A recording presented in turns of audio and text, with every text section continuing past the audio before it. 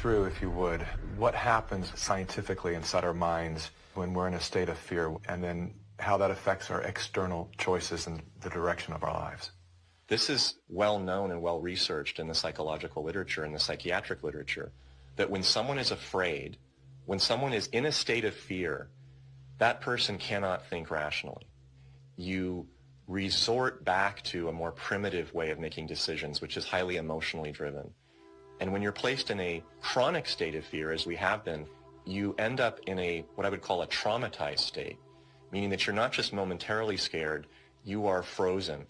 You have seen your ability to think critically suspended. The more we can distract people by creating the illusion that says everything is fearful, the more we can manipulate the population.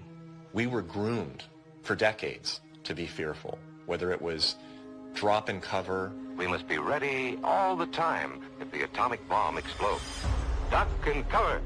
To protect against the threat of nuclear annihilation, or more recently, the impending ecological collapse of our planet in 12 years that AOC and Greta Thunberg keep warning us about. The world is going to end in 12 years if we don't address climate change. When people are afraid, they won't just accept authoritarianism, they'll demand it.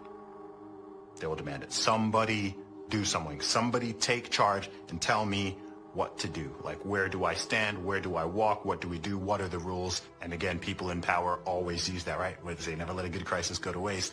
We can take this and we can now enact policies that normally we wouldn't be able to get away with. Maybe in a couple of decades, when people look back, the thing they will remember from the COVID crisis, this was the moment that we agreed to be surveyed all the time. And maybe even after the event is over, maybe we can still keep 30%. And over time, multiple crises, suddenly you have a government or an individual who has far more power than they're actually supposed to. No. Rise up in a nonviolent way. They can't imprison everyone. They can't fire everyone. No. Rise up in a nonviolent way.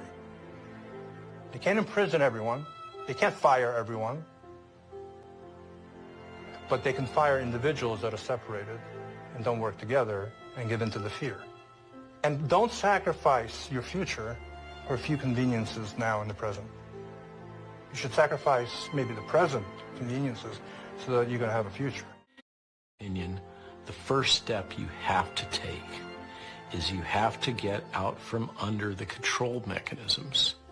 And that means blow up your TV, don't listen to the fear porn, and set yourself free of debt, which is what controls you and controls everything around you. It is the weapon that is used